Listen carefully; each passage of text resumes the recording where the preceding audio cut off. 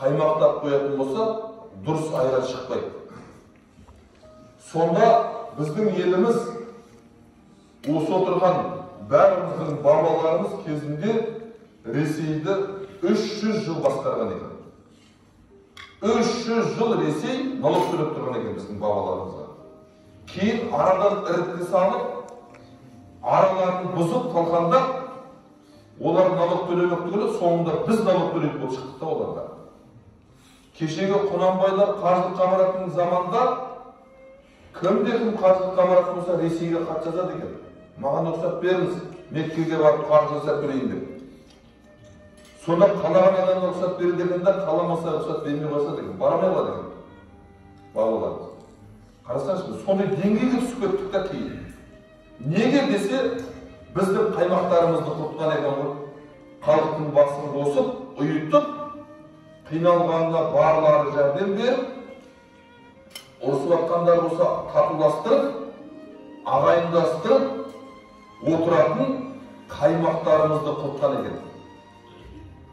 Сол қаймақтарымызды құртқаннан кейін біз қалыппыз да, енді біздің психологиямыз, біздің түсінігіміз, біздің бар ойымыз, жақсы үй салсақ, жақсы көлік алсақ, жақсы тамақ алсақ, жақсы киім, көп қораның ішінен мал жинап алсақ деп, оны үлкен забормен қоршап алсақ, болды деген немен қатып кетіппіз ғой бәрі. Ана забордың ар жағында не болып жатыр, не қойып жатыр, ана қиналып жатқан жетімдеселер не шығарып жатыр деген нәрсені ойлай алмай қалыппыз.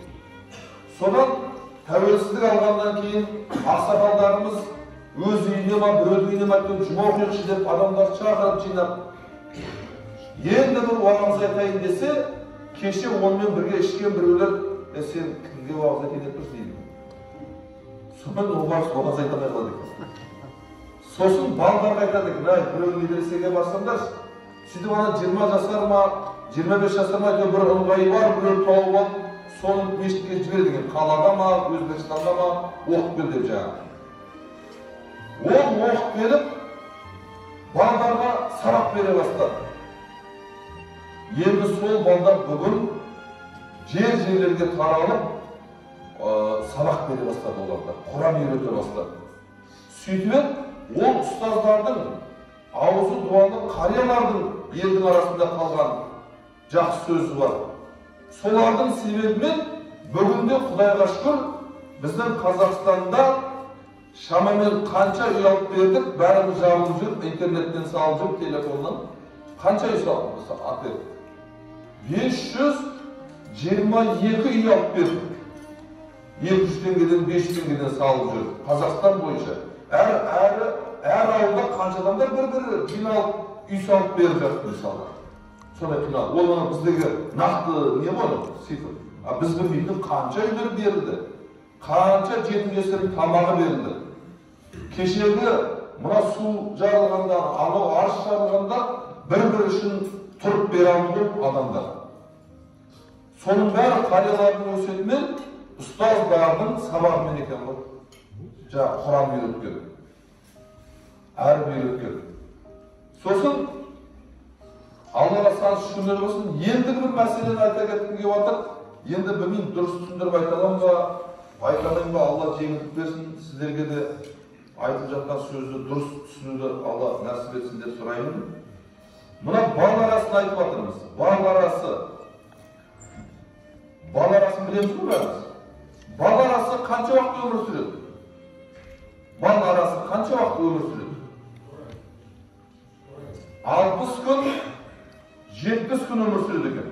Енді біреуді қолдан түсіп, мыршын көріп қалмаса, орта жолда, бұлай бір бал арасы өмірде 60 күн, 70 күн өмір сүреді екен. Олардың тек қана ұйқыға кететіні аналықтары, аталықтар екен. Қалғандар өлкеледі екен. Ана қызмет жасайтын бал аралар. Сол бал арасы, бір бал ара, бір өмірінде 30.000 километр ұшады екен, шамамен. 30.000 километр ұшып жүріп, шай қасықтың жартысындай бал қалдырады екен.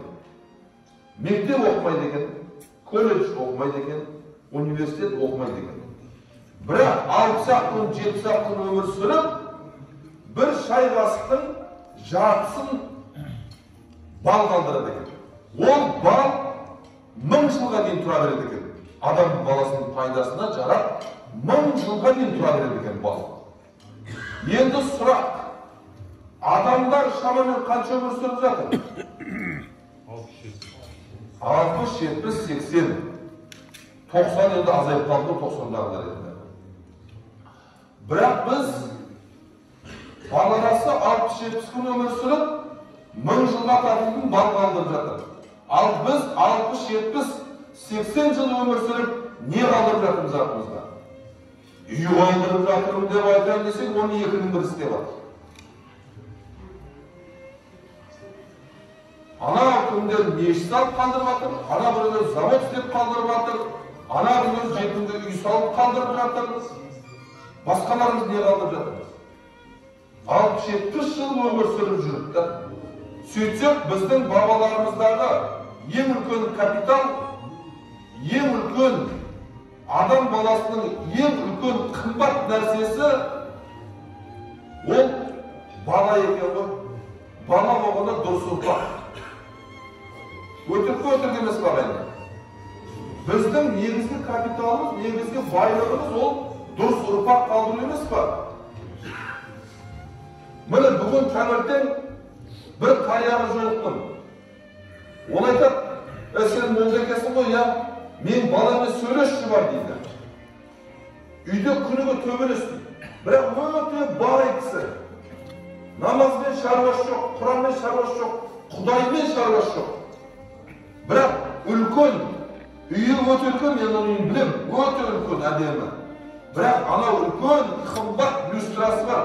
Анау Арабиядан ба бір жақтан әкелген кілемдерді. Бірақ рахат жоқ үйде. Рахат жоқ. Сондықтан біздің бабаларымыздағы ең басты байлық ол балалар. Дені сау, иманды, қартайғанда қызмет қылатын ұрпақ. Біздің негізгі байлығымыз осы. Соны біздің бабаларымыз айтады. Жақсы адам, жаман адам қартайса дейді. Жаман адам қартайса, жастардың сорын. Жақсы адам қартайса, жастардың рухани қорын. Анау жақсы болып қартайған қария, балдар, ана пәленше қайсы болып тұр, бар қабырын қазуға бар, жәрдемдер. Отынына жәрдемдер. Басқа қолына не келеді? Ана жерде бір үй салып жатыр, ағайындардан. Сенің тракторың бар ма? Бар, сен бір күн жұмысыңды қоя тұр да, жәрдемдер. Сосын ана бала осындай атасының, үйдегі әжесінің әдемі қартайған, дұрыс бағыт-бағдар көрсеткеніне қарай тірлік жасайды да жас бала. Әлі оның басында ешқандай проблема түсіп көрмеген, бірақ қариялардың сөзін жерге тастамай орындаған кезде олар рахметін айтады. Ағайынға болсаңыз ризығыңыз молайып, жетімге қарассаңыз ризығыңыз молайып, өмір жасыңыз ұзақ болады. Соның бәрін қариялар біледі ғой өтіп қойған мынада. Сөйтіп, дұрыс жолды, дұрыс бағытты көрсетіп отырады. Біздің негізгі жұмысымыз дұрыс ұрпақ қалдыру екен ғой. А бізде қазір негізгі уайым, негізгі қайғы, ана кімдікіндей үй, ана кімдікіндей машина алу керек, ана кім құсап мал жинау керек қой. Ана тоғайдағы малдың жартысы менікі болса екен деп отырмыз ғой мысалы. Біздің бар уайым сол болып қалды ғой. Сөйтемізде біздің үлкендердің уайым осындай болғаннан кейін өсіп келе жатқан жастарға не тәрбие бере аламыз енді біз?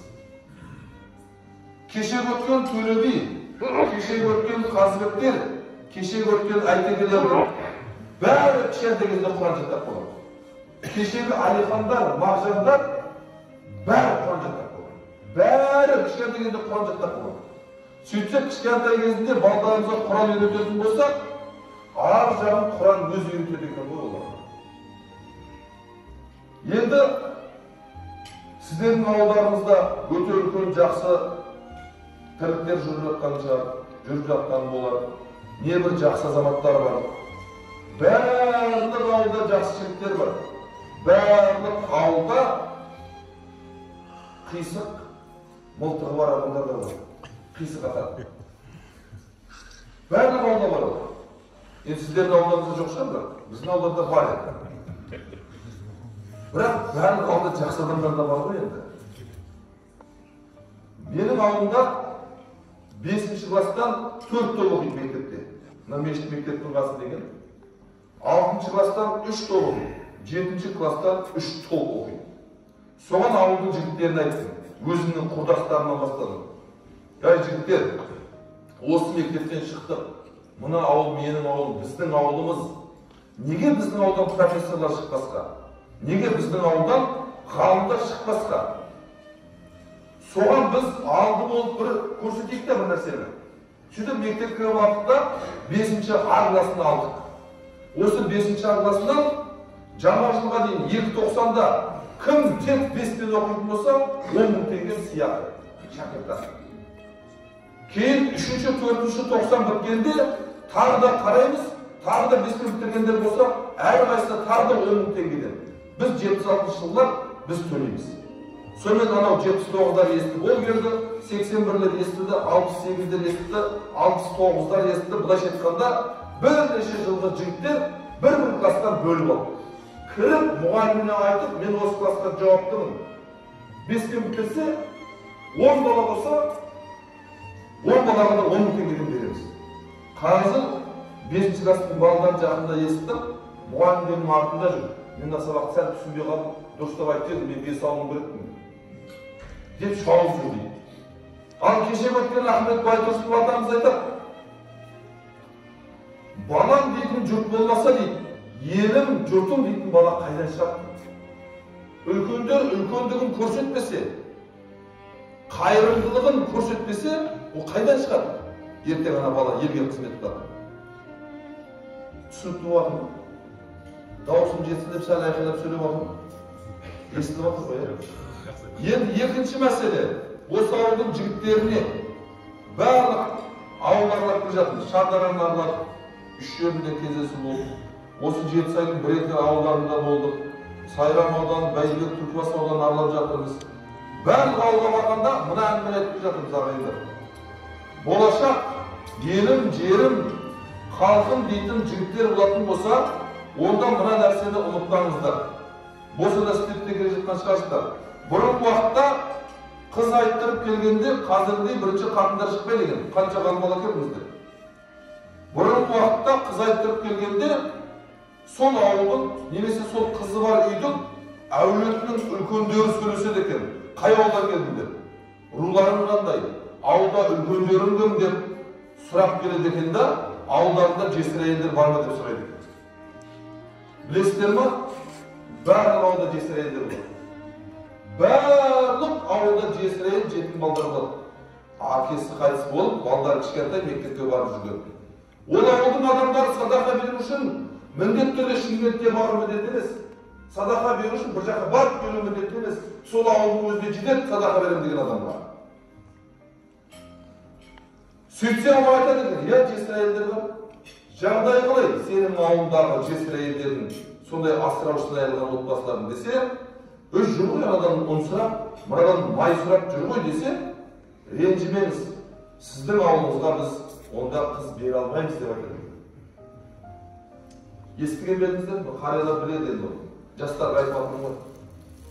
Сөйтсе, бір ауылда ер азаматы қайтып, баласы кішкентай, анау әйел байғұс шапқылап, сол балдарын үшін көшеде тентіреп жүретін болса, ол ауылда иманды, тақуа адамдар жоқ деген сөз екен. Бір жұма намазға келгеннің өзінде қыры жібересін айтып ғой. Нақ көмей жүзіне жұма намазға деп алам. Басқа кемей жүрген біреуге да. Иманды, тақуа адам жоқ деп есептеледі екен. Бізде оны ағайындар ғана беру керек деген не қалыптасқан ғой бізде? Қайтыс болған жігіттің ағайындар жерде беру болып бітті. Сосын байғұс ана төркініне қарай шабады екен ана әйел. Ауылдан қайран болмағаннан кейін. Өзімнің ауылда 14 көше бар. 14 көшеге 14 үлеском сайлап қойғанбыз. Сол 14 кісіні әр айда, 2 аптада бір жиналып тұрамыз. Көшенің тазалығына, басқасына. Жеке өзім ауылым, өз ауылымда имам ретінде осы нәрсені біліп тұрғаннан кейін мені неге айтпасқа? 14 көшенің уличкомын айттым. Сіздің көшеңізде кім бар? Көмірге зәру болып отырған, тамаққа, киімге, ана мектепке баратын балалардың аяқ киіміне сөмкесін зәру болып адам бар ма? Сіз жауапсыз сол көшеге. Аралап шығыңыз, көріңіз. Сөйтіп мына орталыққа келіп айтыңыз бізге. 14 көше жиналып, көмірін, отынын, киімін басқасына береміз. Біздің ауылдан ондай тамаққа, басқаға зәру болып қалған болмау керек біздің ауылда. Аллаға сансыз шүкір болсын. Сансыз шүкірлер болсын. Кешегі Рамазан айында пітір таратамыз ғой, айттан бұрынша. Анау кейбір кісілер мешітке бір тиын пітір білмейді, бірақ мешіттегі пітірді уайымдап жатады ғой үйінде әйтеуір. Сондай кісілердің бәрін шақырады. Келіңдер. Міне 3 адам жинады ауылдың 3 жерінен. Мені ортаға салып, мен өз басым имам ретінде жоламаймын. Мешіттің жәшігіне де, пітіріне де жоламаймын. Ақсақалдар не ақыры? Қолы осы кісілер бар ғой, мешітке келетін. Сол кісілерді сайлап қойғанбыз. Алла разылығы үшін деп, ол кісілер қызмет қылып жатыр. Сөйтеді да ортаға жинайды, жаңағыдегі пітірді сол қариялар ауылға бөледі. Әр көшедегі жиналып отырған кісілер бар. Сонда менің қуанғаным, бұрын шынымен аяқ киімге зәру отқан, көмірге зәру отқан кісілер бар еді. Кешегі пітір кезінде қатты қиналып отқан ешкім жоқ екен ғой. Менің ауылда қатты қиналып отқан ешкім жоқ екен ғой. Әшейін көмек ретінде айтқа деп, сыйлыққа деп тараттықтан ақша. Аллаға шүкір. Сөйтсем, менің ауылымның жастары әр жылдар жиналып алып, айына бір рет, 2 айда бір рет, сондай үйлерге өздері барып, продуктылай апарып беріп отыр екен ғой. Қойын сойып береді, продуктысын апарып береді. Сөйтсек, мынандай қағида бар екен ғой ағайындар. Ана қыз балдары барлық ауылға барғанда айтып жатырмыз. Қыз балдары жұмыс істеп, ақша табуға міндетті емес. Қашанға дейін? Қашанға дейін? Қыз балдары ақша табуға міндетті емес жұмыс істеп. Тұрмысқа шыққанша ма? Тұрмысқа шыққанша кім бағу керек ол қызды? Әкесі, дұрыс айтасыз. Әкесі қайтыс болып кеткен кісі болса ше? Ағасы мен інісі екен. Ағасы мен інісі жоқ болса, мысал болады, үйде жалғыз қыз болуы мүмкін ғой. Көршілер емес. Әкесінің аға інілері екен. Егер әкесінің аға інілері болмаса ше шариғатта, енді кім жауап береді десе, мемлекет басшысы екен. Сол жерде басқарып отқан мемлекеттің басшылары екен.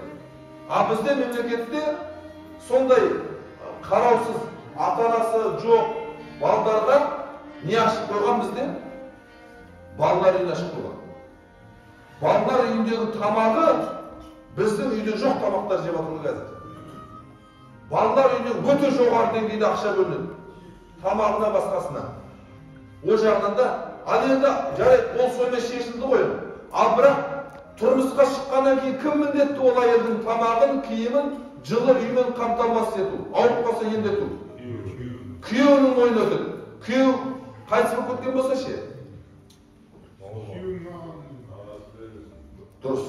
Күйеуінің аға інілерінің мойнында. Осы қағиданы біз орындап жатырмыз ба қазір? Қалай білесіздер? Осы қағида орындалып жатыр ма? Осы қағиданы біліп алайық ағайындар. Егер ер азамат қайтыс болатын болса, оның әйелі анау күйеуінің қалған бала шағасының тамағын, киімін тауып беруге міндетті емес әйел адам. Оның міндеті балалардың киімін бүтіндеп, тамағын дайындап, үйді жылытып, үйден бисмиллямен шықты ма, бисмиллямен кірді ма, аяғы су болып қалған жоқ па, сабағын бірге орындасып, қадағалау. Сонда ол әйелдің бала шағасының тамағы мен киімі кімнің мойнында сонда? Сол негізгі күйеуінің ағайындары мен сол елдің ер азаматтарының мойнында екен бұл ағайындар. Мына Индияда мұсылман жігіттер бүйтіп мақтанады екен. Менің анам базар көрмеген деп мақтанады екен. Менің анам базар көрмеген деп мақтанады екен. Сөйтсе олар Müslümanlar, Indiyaдағы Müslümanlar barınca anaların bazarga жұмыс істеуге апармайды екен. Заводтарға, фабрикаларға ауыр жұмыс істеуге апармайды екен. Олардың әйелдері акушер гинекологияда, балалар бақшасында әйелдер жұмыс істейтін жерде екен да. Ал ауыр жұмыстарға олар әйелдерін жібермейді екен. Мұсылмандар. Ал бізде ше, бізде әйелдеріміз таңнан кешке дейін базарда ауыр жұмыстар, кешке шаршап келеді, денсаулықтан айырылып келеді, неше түрлі сөз естіп келеді. Ол кешке келгеннен кейін бала шағасының тамағын істей ма, киімін жуа ма, күйеуін көңілін жайландыра ма, түнімен ауырған бала қарап шыққан ертеңіне әйел қалай жұмысқа барады ол ары қарай. Міне осы мәселеде бір кішкентай ойлансақ ағайындар. Сонда мынау жастар өз ауылыңызға ие болуларыңыз керек екенсіздер ғой. Енді сөзімнің соңында мына бір оқиғамен аяқтайын. Мына көпшілігі асып отқан шығар. Құптан да келіп қалған шығар, иә? Естіп қойған әңгімелеріңіз ғой, сонда да айтайын. Баяғыдағы патшалар өзінің қарамағындағы уәзірлерді тексеріп отырады екен ғой. Сөйтсе бір 3 уәзірін шақырып алып патша бір-бір қолына қап беріп, мына патшаның бақшасынан әдем-әдем жемістерді салып толтырып әкелді, алдыма депті. Сөйтсе бірінші уәзір, мына жастарға осы қатты керек осы әңгіме, білсеңіздер де. Бірінші уәзір бүйтіпті, бастық айтты ғой депті да, анау оларға көлік берілмейді, жәрдемші берілмейді, қолыңа қап беріліп, жаяу барып теріп өзің көтеріп ақ келесің деген ғой алдында. Ана уәзір елдің алдында жүрген кісілер ғой бұлар енді. Қапшықта иығына сапты да, патша айтты ғой депті да, кетіпті, жұрт не десе о десін деп, бақшаға қарайды. Екінші уәзір, ай осы бірдеңе біледі мынау деп, соның артынан еріпті. Үшінші уәзір болса, мен көшеде қап көтеріп, менің атақ абыройыма, даңқыма нұқсан келеді деп, жердегі патшаның бағына бармай, көрші үйге кіріп, бау-бақшаң бар ма? Иә, аш есігін деп. Кіріп алып, танисың ба мені? Ойбай, сіздігін танымайды. Бау-бақшаны мен жеміс-жидек аламын. Ойбай, бізге тимесең болды. Қалағандар деп. Анау кіреді, іргені бар, шіргені бар, жапырағы бар, ұрды дейді. Бірақ ана бетіне келген кезде тексеріп қалса тағы ұят болар деп, әдем-әдемлерін салып дейді. Ал бірінші уәзір болса, басынан бастап әдемісінен, дәмдісінен, түрлісінен асықпай жинады дейді. Ана екінші уәзір қарап отырып, бұл ұра бастады дейді. Шіргені бар, іргені бар, жақсысы бар.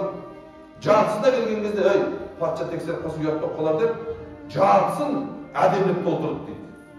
Үшеуі бір-бір қапты көтеріп патшаның алдына келгенде, патша ашып тексерген де жоқ дейді. Анау сақшыларға айтты дейді, әрқайсының өзінің әкелген қабымен бір адамды камераға бір айға қамаңдар, ешкім кірмесін, ешкім шықпасын, ешкім тамақ бермесін. Сол өзінің теріп келген бір қап жемісі өзінде бір айға азық болсын. Қамап қойды дейді. Бірінші уәзір асықпай, әрқайсынан түрлісінен жеп, бір санаторияда жатқан сияқты бір демалып шықты. Екінші уәзір жартысынан тергеледі ғой дұрыс нәрсені. Соның ішінен жарайтын зорға тауып, ақштан өліп қала жаздап, әйтеуір аман есен шықты бірақ. Ана үшінші уәзірді молдалар кеткен ғой. Өліп қалған ғой, оның қарында не жоқ қой, жейтін нәрсе жоқ. Содан олар өзінің сол теріп келген қабымен-ақ, ішіндегі жемісімен-ақ патшаның алдында өзінің кім екенін көрсетті ма, көрсетпеді ма? Көрсетіп тұр ғой өзінің кім екенін. Бірақ кімді алдады олар? Өз-өзіне істеді ғой, не істеді? Ал бірақ бірінші уәзір қандай абыроймен шықты? Патшаның бұйрығы ол дұрыс па, дұрыс емес па, бірақ кетті да бисмилля деді. Тура сол үш уәзірдің иығында қаптар осы отырған бәрімізде бар екен ғой. Сол қап бәрімізде бар екен иығымызда. Бірақ оны біз көтеріп жүрмейді екенбіз. Оның аузын кім ашып отырады? Екі иықтағы екі періште ашып отыр. Біз 24 сағаттың ішінде ne söyledik, ne istedik, жақсы ма, жаман ба, намаз ба, Құран ба, арақ па, ұрлық па, соның бәріне қаттың ішіне түсіп жатыр ғой ағайындар. Ертең Алла қалаған уақытта бабаларымыздың артынан иті жоқ ауылға кеткен кезде Алланың алды есепке барғанда сол қапты өзіміздің қапымызды өзімізге төгеді екен ғой алдымызда. Төккенде біздің өмірде жинаған жемістеріміз ғой. Енді іші боққа тола болса, кімге өкпелейміз? Біздің қапымызды төккен кезде дұрыс емес нәрсе шықса, кімге өкпелейміз? Ал көп жақсы нәрсе шықса ше. Мына Аллаға разы болсын, осы нәрселерге Құдайға шүкір қазір көпшілік адамдарымыз көңіл бөліп жатыр. Мына бір мәселені тағы айта кетейін, сөзінің несінде. Мына қазір күз келді ағайындар, менің өз ауылымда көп адамдар ата-анасының басына, қабірдің басына ағаш отырғызады, көшет отырғызады. Көктемде отырғызғаны, көшетті күзде отырғызған әлде қайда жақсы. Не үшін десек, сөйтсек пайғамбар заманында адамдар қабірінің басына алып барады екен пайғамбарға. Өзінің жақындары қайтқан кезде, сонда пайғамбар дуа қылады екен да, сол қабірстанда, қабірстан дейміз бе, мазарат дейміз бе? Бейт дейміз бе жаңа. Соның басына келгенде кім азап тартып жатыр? Қайсы қабір азап тартып жатыр? Қайсы қабір тыныш жатқан пайғамбар айтып бере алады екен ғой? Сөйткенде бір қабірдің басына барғанда екі адамның қабірін азап тартып жатқан айтқан хадис бар емес пе? Сөйтеді не істейді ол? Мынау қабір, мына қабір азап тартып жатыр дегенде не істеді пайғамбар? Басына ағаш отырғызған. Сөйтті де бүйтіп айтты. Енді осы ағаш қурап кеткенше астында жатқан адам қабір азабынан құтылады деді. Сол үшін қазір бізде пайғамбар жоқ, келіп қабірлерімізді аралатып, қайсысы не істеп не қойып айтып беретін. Одан да сол бабаларымыздың, әжелеріміздің, аналарымыздың басына бір-бір ағаш отырғызып қойса қалай қарайсыздар? Сол ағаш қурап кеткенше астында жатқан адам қабір азабынан құтылады екен да. Болады ғой істесек соны. Алла оны істеп те келетін шығарсыздар, бірақ сонда да әр ауылға барып осыны айтып бара жатырмыз. Алла разы болсын, көп сөйлеп қойсақ, кешірім сұраймыз. Құдай ауызбіршілік ынтымақ берсін. Мына қарияларымызды жоғары шығарып, дастархан басында қызмет қорытқан жастарға Алла разы болсын. Жұма намаздан қалмайық. Жұма намаз Алланың берген бізге үлкен рахметі. Әшейін келіп бір жарты сағат, жұмаға жарты сағат келіп қатысқанның өзінде бір аптаның күнәсін кешіреді екен. Өткен жұма мен осы жұма намаз. Енді келесі жұмаға келіп ештеңе білмесек те, дәрет алып келсек болды, дәретті білеміз ғой. Тағы жұмаға келетін болсақ, тағы бір аптаның күнәсі кешіреді екен. Сөйтсем біздің алдында бір ақсақал келмей жүр, нақ келмей жүрсін десе, аяқ киімді ұмытып алған дейді. Жұмаға барам деп. Жаңа қылышпен бар, ескі қылышпен айтқан ғой. Сосын ол кісіге айттық. Жұма намазға келгенде жаңа қылышпен кесеңіз, бір галошты мына бетіне қойыңыз, бір галошты мына бетіне қойып қойыңыз да. Бір аяқ киімді ешкім алмайды ғой. Әйтпесем біреуіне киме, екіншісі киме деп жазып қойыңыз. Әйтеуір, ол не емес қой ол? Сылтау емес қой ол, Алла разы болсын, Құдай өмірлеріңізге береке берсін. Енді алдарыңызда жас болсақ та біліміміз болды деп сөйлеп отқан жоқпыз. Осы ауылға бір жақсы Құдайдың нұры жауса екен деп дұғамен келіп отырмыз. Өздеріңізді кездесуге келіп отырмыз. Барымыздың алда күнәмізді кешірсін, пайғамбар исламға лайықты үммет болуды нәсіп етсін. Бізде уақыт бар ма? Бес алты минут уақыт болып қалды ма? Құран оқимыз ба? Алла разы болсын. Онда намаздан кейін бір азанның пайдасын айтып берейік. Қазір айтайын десек, ол сәл бір 15 минут уақыт қалады. Қазір Құран оқитын кез екен ғой. Қазір айтқан дұрыс па? Намаздан кейін айтқан дұрыс па? Оны тез айта сайын ба азанның пайдасын? Бағана содан бастайын деп басқа жерге кетіп бақтым. Мынау мешітте азан айтылады ғой. Сонда азан айтылған кезде естіп тұрған адам не істеу керек болады? Не қылады? Соны естігеннен кейін қайталау керек. Дұрыс қой? Сол туралы айтайын. Не үшін қайталайды? Мына бір елде су жоқ екен. Сөйтсе бір бай әйел кісі естіп, сол ауылда су жоғын естіп, пәленбай адамдағы ақша төлеп, олардың бәрі арықты қазып, су кіргізіп беріпті ана ауылға. Қазірде труба емес, ана арық қазып кіргізіп берген баяғыда. Сөйтсе сол әйел суды кіргізіп болған кезде қайтыс болған ғой. Бүкіл ел жылап шықтап, жақсы дұғасын айтып, жаназасын оқиды. Сөйтсе молда түс көріпті. Әлгі әйел түсінде жәннатта жүр екен. Сонда молда былай сұрақ қойыпты ғой, емекеңдер. Ауылға мынау су кіргізіп, көпір, мешіт, мектеп, су ғой негізгі сауапты амалдар, жол деген сияқты. Осындай су кіргізіп бергеннен кейін Алла тағала саған жәннатты берген шығар десе, жоқ деп. Ол үшін маған сауап берген жоқ деп. Қалайша десе, мен су кіргізіп болған кезде осы ауылда не бір мықты жігіттер бар. Жігіттер бар бола тұра, қатын басыммен мен олардан мықты болып шығып, суды мен кіргіздім ғой деген ой келіп маған. Осы ойым үшін Алла тағала ана судың сауабын барлығын жойып жіберді. Енді қалай жәннатқа кірдің десе, ана ауылда мешіт бар емес па? Иә, сол жерде ана имам азан айтпай ма? Немесе бір мұсылман кісі. Иә, сол азан айтқан кезде мен азанды тыңдаушы едім дейді. Тыңдап әрбір сөзін қайталаушы едім дейді. Бірақ ол әйелдің қайталауы сізбен біздің қайталауымыз сияқты емес екен. Қалай десе, ол әйел бұлай қайталайды екен. Азаншының бірінші сөзі не еді? Аллаху акбар дейді ғой азаншы. Мағынасы қандай еді оның? Алла ұлық. Сол кезде азаншы Аллаху акбар деген кезде анау әйел бүйтіп айтады екен. Алла тағалам сен шынында да ұлықсың ғой деп айтады. Ол қандай ұлы Алла тағала? Біз қазіргі технологиямен айтып шығайық. Қазіргі ғалымдардың сөзімен айтайық. Қалай десек, мысалға мына тұрған жеріміз, мен көп жерде айтып келдім, қайтып айтсайын. Жерді сыртына бір айлап шығатын болса қанша километр болады? 40 мың.